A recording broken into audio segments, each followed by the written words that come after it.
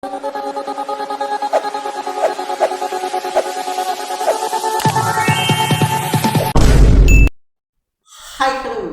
இந்த வீடியோவில் எந்த விஷயத்தை பற்றி பேச போகிறோம், யாரை பற்றி பேச போகிறோம் அப்படின்னு சொல்லி கேட்டோம் அப்படின்னா, தாவேக்காருடைய 2வது மாநில மாநாடு அப்படின்றது இருக்கு இல்லையா, அந்த மாநில மாநாடுக்கான இடமா மதுரை தேர்வு செய்யப்பட்டிருக்கு அப்படின்னே சொல்லலாம். ஸோ ஆகஸ்ட் 25ஆம் தேதி வந்துட்டு பார்த்தோம் அப்படின்னா தாவேக்காருடைய 2வது மாநில மாநாடு அப்படின்றது நடக்க போகுது அப்படின்னு சொல்லி அனௌன்ஸ் பண்ணியிருந்தாங்க. அந்த மாநாட்டுக்கான பூஜை இருக்கு இல்லையா, தொடக்க பூஜை அப்படின்றது இன்னைக்கு போடப்பட்டிருக்கு அப்படின்னு தான் சொல்லணும். பொதுவாகவே வந்துட்டு தமிழக அரசியல் இருக்கு இல்லையா, தமிழக அரசியலுக்கும் மதுரைக்கும் வந்துட்டு பார்த்தோம் அப்படின்னா அவ்வளவு ஸ்ட்ராங்கான ஒரு பாண்டிங் அப்படின்றது இருக்கு. எம்ஜிஆர்ல ஆரம்பிச்சு கமலஹாசன் வரைக்குமே எல்லாருமே அவங்களுடைய கட்சி இருக்கு இல்லையா, அதை தொடங்கினது மதுரை தான் அப்படின்னே சொல்லலாம். ஸோ அப்படி ஒரு சென்டிமெண்ட் அப்படின்றது இருக்கிறதுனால இன்னும் தேர்தலுக்கும் வெறும் 8 மாதம் அப்படின்றது தான் இருக்கு. அதனால விஜய் அந்த சென்டிமெண்ட் இருக்கு இல்லையா, அந்த சென்டிமெண்ட் அடிப்படையில் தான் மதுரையில் மாநாடை நடத்த நினைக்கிறாரு அப்படின்னு சொல்றாங்க. அது மட்டும் இல்லாமல் கிட்டத்தட்ட 120 வேட்பாளர்களை பார்த்தோம் அப்படின்னா முதல் கட்டமாக வேட்பாளர்கள் யாரு அப்படின்னு சொல்லியும் அனௌன்ஸ் பண்ண இருக்காரு அப்படின்னு சொல்லப்படுது.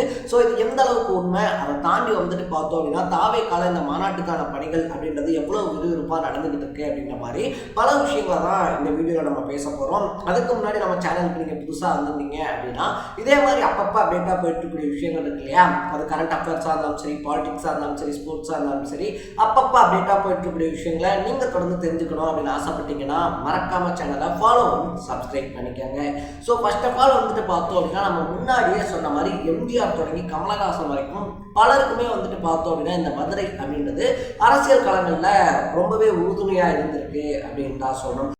ஸோ முதல்ல வந்துட்டு பார்த்தோம் அப்படின்னா எம்ஜிஆர் இருக்கார் இல்லையா, அவர் தான் 1972 வந்துட்டு மதுரையில் வச்சு அதிமுக அப்படின்னு சொல்லி ஒரு கட்சியை தொடங்குறேன் அப்படின்னு சொல்லி அறிவிக்கிறாரு.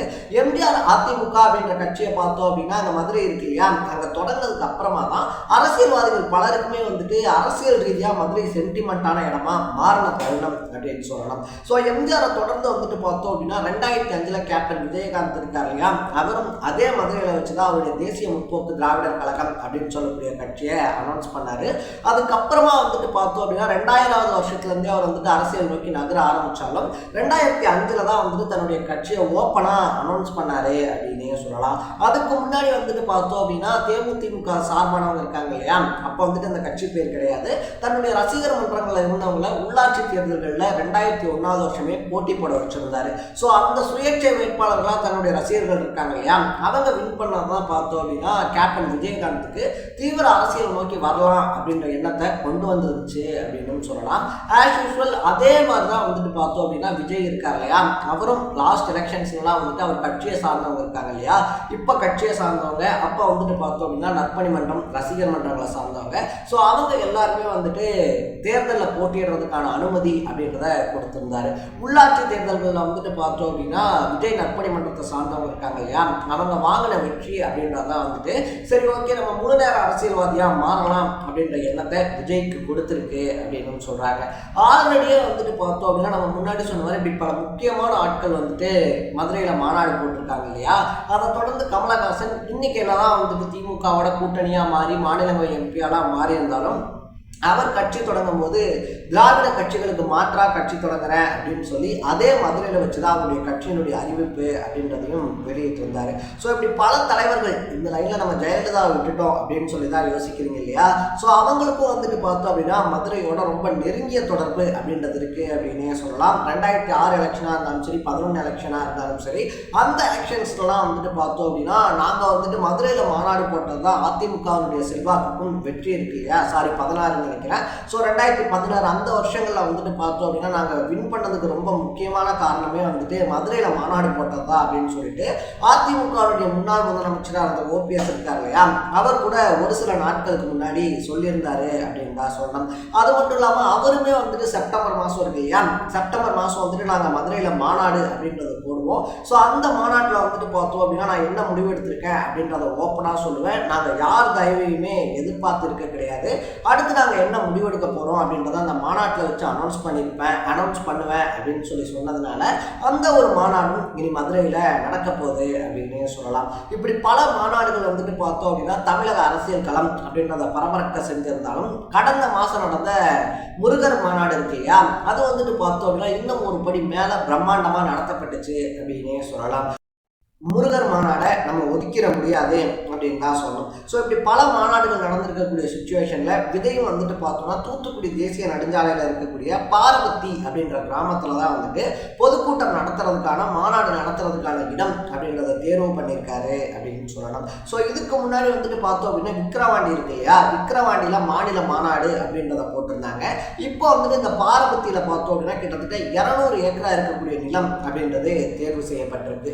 ஆல்ரெடி வந்துட்டு பார்த்தோம் அப்படின்னா விஜய் இப்போ ரீசெண்டாக நடத்தி முடிச்ச ஆர்ப்பாட்டம் இருக்கு இல்லையா, அஜித்குமாருடைய மரணத்துக்கு நீதி வேணும் அப்படின்னு சொல்லி அவர் பண்ணி முடிச்ச ஆர்ப்பாட்டத்திலேயே அங்கே இருக்கக்கூடிய பொருட்களையா இருந்தாலும் சரி, தடுப்பு சுவர்களையா இருந்தாலும் சரி, அவங்க வந்துட்டு அப்புறப்படுத்தணும், இல்லைன்னா அவங்க வந்துட்டு பார்த்தோம் அப்படின்னா சரி பண்ணி கொடுக்கணும் அப்படின்ற கோரிக்கை மாநகராட்சி சார்பில் வைக்கப்பட்டிருந்துச்சு. ஏன்னா எல்லாத்தையுமே அடிச்சு உடைச்சிட்டாங்க, நொறுக்கிட்டாங்க அப்படின்ற குற்றச்சாட்டு தாவேகா மேல வைக்கப்பட்டுச்சு. அதை நாங்களே சரி பண்ணி தரோம் அப்படின்னு சொல்லிட்டு தாவேகா சார்பாக வந்துட்டு பார்த்தோம் அப்படின்னா லெட்டரும் மாநகராட்சிக்கிட்ட கொடுக்கப்பட்டுச்சு அப்படின்னு சொல்லலாம். ஸோ இப்படி பரபரப்பான அரசியல் தருணங்கள் போய்கிட்டு இருக்கும்போது மதுரையில் மாநாட்டுக்கான வேலைகள் அப்படின்றது இன்னைக்கு தொடங்கப்பட்டிருக்கு. இன்னும் எக்ஸாக்டாக வந்துட்டு பார்த்தோம் அப்படின்னா ஒரு 40 நாள் அப்படின்றது தான் ஆகஸ்ட் 25ஆம் தேதிக்கு இருக்கு அப்படின்றதுனால மாநாட்டு வேலைகள் ரொம்பவே மும்முரமாக நடந்துகிட்டு இருக்கு அப்படின்னு சொல்லலாம். அதில் நம்ம முன்னாடியே சொன்ன மாதிரி வந்துட்டு பார்த்தோம் அப்படின்னா ஒரு சாரர் என்ன சொல்றாங்க அப்படின்னா 122 வேட்பாளர்கள் விஜய் அறிவிக்க போறாரு அப்படின்னு சொல்லி சொல்றாங்க. பட் இன்னும் ஒரு சாரர் என்ன சொல்றாங்க அப்படின்னு சொல்லி பார்த்தோம்னா இல்ல, அதுக்கு வந்துட்டு வாய்ப்புகள் ரொம்ப ரொம்ப ரொம்ப கம்மியான ஒரு விஷயம் தான். ஏன்னா இன்னும் வந்துட்டு அதிமுக பாஜகக்குள்ளேயே வந்துட்டு இந்த கூட்டணி குழப்பம் அப்படின்றத நீடிச்சுக்கிட்டு இருக்கு. கடைசி நேரத்தில் இந்த கூட்டணி வேணாம் அப்படின்னு சொல்லிட்டு அதிமுக இருக்கு இல்லையா, கூட்டணியை உதறதுக்கான வாய்ப்புகள் கூட நிறைய இருக்கு. அது மட்டும் இல்லாமல் அதிமுக திமுக கூட இருக்கக்கூடிய கூட்டணி கட்சிகள்லாம் இருக்காங்க இல்லையா, அவங்கெல்லாம் வந்துட்டு இன்னும் சீட்டு ஒதுக்காததுனால அமைதியாக இருந்துகிட்டு இருக்காங்க. இங்கே சீட்டு ஒதுக்கி அதில் வந்துட்டு எப்படி சொல்றது சமாதானம் ஆகலை, இல்லை நாங்கள் கேட்டதை விட நீங்கள் கம்மியான சீட்டு ஒதுக்குறீங்க, நாங்கள் வேற கட்சிக்கு போகிறோம் அப்படின்ற முடிவை எடுத்தாங்க அப்படின்னா தாவேகாக்கு பல கட்சிகள் கூட்டணிக்காக படையெடுக்கிறதுக்கான வாய்ப்புகள் அதிகம் அப்படின்றதுனால இப்போ வேட்பாளர்கள் அறிவிக்கிறது அப்படின்றது வந்துட்டு கன்ஃபார்மாக சொல்ல முடியாத ஒரு விஷயம் தான். ஏன்னா இன்னும் 8 மாதம் தான் ஒரு பக்கத்தில் இருக்குன்னு சொன்னாலும் மற்ற கட்சிகள் இன்னும் 8 மாதம் இருக்குல்ல அப்படின்னு சொல்லிட்டு அதை பெருசு பண்ணியும் பேசிக்கிட்டு இருக்காங்க.